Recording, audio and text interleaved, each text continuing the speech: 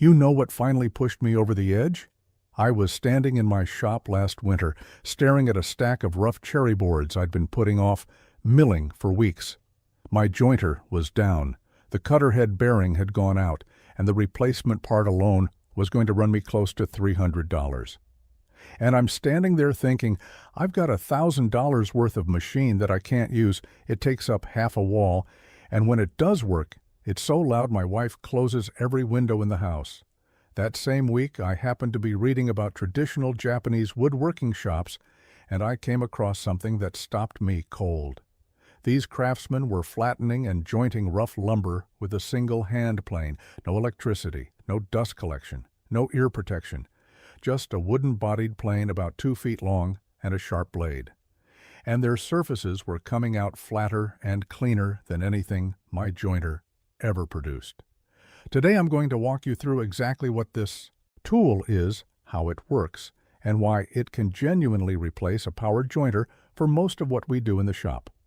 Plus, stick around to the end, because I'll show you a simple trick for testing flatness that I picked up from a Japanese timber worker, and it's more accurate than any straight edge I own. Let's get into it. The tool I'm talking about is the Japanese long plane, sometimes called a nagadai kana. It's one of the most practical and overlooked hand tools in the entire woodworking world. And once you understand what it does and how to use it, you'll start questioning why we ever decided we needed a $1,000 machine to do the same job. So let me start with where this tool comes from and why it deserves your attention. Japanese woodworking has a history that stretches back well over 1,000 years. The temple carpentry tradition alone produced structures that are still standing after 12 and 13 centuries, and those buildings were constructed entirely with hand tools, no power equipment, no modern adhesives, no metal fasteners in the joinery. What made that possible wasn't magic. It was an extremely refined set of tools and an approach to working wood that prioritized understanding the material above everything else. In Japan, lumber was historically too valuable to waste. The islands have limited old-growth forest, and the best timber, species like hinoki cypress and sugi cedar, took generations to mature. So craftsmen developed tools and techniques that extracted the maximum usable material from every board with the least amount of waste. That's where the long plane comes in. Instead of removing a 1/16 of an inch on a powered jointer and sending it straight into a dust bag, the Japanese approach removes only what's necessary in controlled passes with a tool that costs a fraction of the machine and lasts a lifetime if you maintain it. And here's something I didn't expect.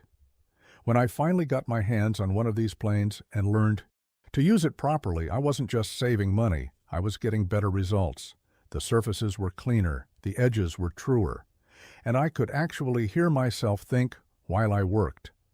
Let me walk you through the tool itself, how to read a board before you start, and the specific techniques that make this thing a genuine replacement for powered jointing. The first thing you need to understand is the tool itself, because it's different from any Western plane you've used. A nagadai kana has a body called a dai that's typically made from Japanese white oak or red oak. The body is anywhere from 18 to 28 inches long, depending on the work it's designed for. Mine is about 22 inches, and that length is what gives it the ability to flatten. Just like a powered jointer uses a long bed to reference against the board, this plane uses its sole length to bridge over low spots and shave down high ones. The blade is where things get really interesting. It's a laminated construction, a thin layer of very hard high-carbon steel called hegain, forge-welded to a thicker body of soft iron called jigain. The hard steel holds an edge that's sharper than anything you'll get on a typical Western plain iron, and the soft iron backing makes it easier to sharpen and less prone to chipping. The blade sits in the body at an angle of about 38 to 42 degrees, bedded on a wooden cross pin, and it's held in place by friction and a chip breaker that sits on top of it. There's no lever cap, no adjustment wheel, no screws. You set the blade depth by tapping it with a small hammer. It sounds primitive until you realize that a skilled user can set blade projection within 1/1000th of an inch just by feel and by reading the shaving that comes off the board. The whole tool weighs maybe 2 pounds. Compare that to a 6-inch powered jointer that weighs over 100 pounds, needs 220-volt service, and requires a dedicated dust collection line. You start to see why I got interested. Now, before you ever put this plane on a board, you need to learn what the Japanese call reading the wood. This is the step most Western woodworkers skip entirely, and it's the single biggest reason hand planing frustrates people. Every board has a grain direction. If you plane with the grain, you get smooth, clean shavings. If you plane against it, the blade digs in under the fibers and tears them out. On a powered jointer, you can sometimes get away with ignoring this because the cutter head is spinning at thousands of revolutions per minute and brute force compensates for poor grain reading. With a hand plane, there's no hiding. You have to know which way the grain is running before you start. Here's how the Japanese do it. They look at the edge of the board first. You can see the grain lines rising toward one face or the other. The direction those lines rise tells you which way to plane. You want to plane so that you're pushing, or in this case, pulling in the direction that goes uphill along the grain, so the blade is always sliding over the fibers rather than catching underneath them. They also run their hand along the surface. You can feel grain direction with your fingertips more accurately than you can see it. One direction feels smooth, the other feels slightly rough, like petting a cat the wrong way. Once you establish grain direction, you mark it with a pencil, a simple arrow on the face of the board. That takes 10 seconds, and it saves you from tear out that would take 10 minutes to fix with sandpaper. By the way, if you are enjoying learning about these ancient methods, I put together something I think you will really appreciate. It is called Kenji's Workshop, and it is a collection of 100 ancient Eastern woodworking secrets for the modern craftsman. Techniques like the ones we are covering today, and a whole lot more. You can grab your copy by scanning the QR code on screen or just use the first link in the description. All right, let us keep going. Here's where the Japanese long plane really separates itself from everything we're used to, and it's the thing that felt the strangest when I first tried it. This is a pull plane. You don't push it away from you like a Western hand plane. You pull it toward your body. I know that sounds like a small difference, but it changes everything about how the tool works and how much control you have. When you push a Western plane, your arms are extended, and your power comes from your shoulders and upper body. You're fighting to keep downward pressure consistent while also driving the tool forward. With a pull stroke, you're drawing the plane toward your center of gravity. Your whole body is behind the cut, and it's much easier to maintain even pressure along the length of the sole. I noticed this the first day I used the Nagadai Kana.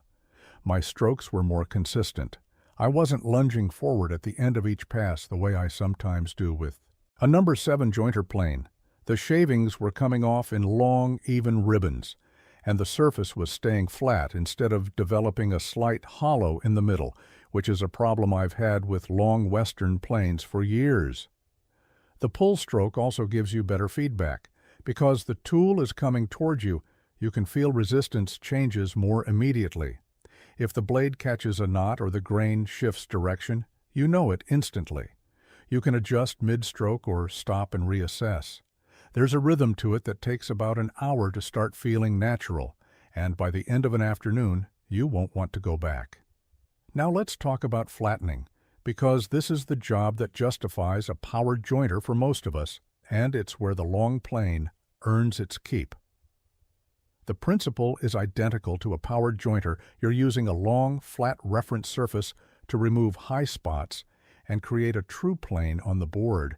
With the Nagadai Kana, that references the sole of the plane itself. You start by checking the board with winding sticks. If you don't have dedicated winding sticks, 2 straight pieces of hardwood about 18 inches long and 1.5 inches wide will work perfectly. You set one at each end of the board, step back, and sight across the top edges. If the tops are parallel, the board is free of twist. If one stick appears tilted relative to the other, you've got wind in the board, and you know which corner is high. You mark the high spots with pencil, then take targeted passes with the long plane to bring them down. Here's the key. You don't try to flatten the whole board in one operation. You work the high areas first, checking with the winding sticks every few passes. Then, once the twist is out, you take full-length passes to true up the face. The 22-inch sole bridges over any remaining low spots and only contacts the high points. Each pass brings the surface closer to flat. A board that's cupped or bowed by 1/8 of an inch can usually be flattened in about 15 minutes of focused work. That might sound slow compared to running it across a power jointer, but remember, you're not making noise, you're not making dust, and you're removing only what needs to come off. I've found that once I got the technique dialed in, the actual working time was closer to the powered jointer than I expected, especially when you factor in setup, adjustments, and cleanup on the machine. Setting the blade is the skill that makes or breaks your experience with this tool, and it's simpler than it looks once you understand the logic. The blade sits bevel down in the die, just like a Western bench plane. To advance it, you tap the back of the blade gently with a steel hammer, a small hammer, weighing about 6 to 8 ounces. To retract it, you tap the back end of the die, which is called the head, and the impact loosens the blade so you can tap it back. The target depth for a smoothing pass is a shaving that's about 1 to 2/1000ths of an inch thick. For flattening rough stock, you can set it heavier, maybe 3 to 4/1000ths. You check the depth by holding the plane upside down and sighting along the sole. The blade should appear as a hairline evenly across the width of the mouth. If it's heavier on one side, a gentle tap on the opposite side of the blade skews it back into alignment. The chip breaker needs to sit within about a 1/64 of an inch of the blade edge for fine work. This close setting forces shavings to curl and break immediately, which prevents tear-out even on tricky grain. I'll be honest, the first few times I set the blade, it took me a solid 5 minutes of tapping and checking. After a few weeks of regular use, I can set it in about 30 seconds. It becomes feel, not measurement. Now let me talk about edge jointing, because this is where the Nagadai Kana completely replaces the powered jointer for me. When you need to joint an edge for a glue-up, you need that edge straight, square, and true along the full length. With the long plane, you hold the board in a vise, check the edge with a reliable straight edge, mark the high spots, and take full-length passes. The long sole does the work for you. It naturally cuts the high spots and rides over the low ones. After 4 or 5 passes, you check again. Usually by the 3rd or 4th check, the edge is dead straight and square. One thing that surprised me was how much easier it is to correct a slight bevel with this plane compared to a powered jointer. On the machine, if your fence is off by half a degree, every board comes out with that same error, and you might not catch it until you're mid-glue-up. With the hand plane, you can feel the tilt as you work, and you can correct it in real time by shifting hand pressure slightly. The feedback is immediate and intuitive. Let me share some patterns I've noticed over the years, things I used to do myself, that this tradition handles completely differently. The first pattern is reaching for the powered jointer by default, even for a single board. Most of us fire up the machine, wait for it to get up to speed, run the board, and clean up. For 1 or 2 boards, the long plane is actually faster from start to finish once you account for setup and cleanup time. I timed it once, and for a single cherry board about 36 inches long, the hand plane was nearly 4 minutes faster. The second pattern is ignoring grain direction. On the powered jointer, we feed boards through and hope for the best. Sometimes we get tear-out and blame the knives. The Japanese approach of reading the grain before every cut eliminates about 90% of tear-out problems. It takes 10 seconds. The third pattern is accepting machine marks as normal. We've gotten so used to the scalloped surface that a cutter head leaves that we consider it an acceptable starting point. A properly tuned hand plane leaves a surface that needs no further treatment.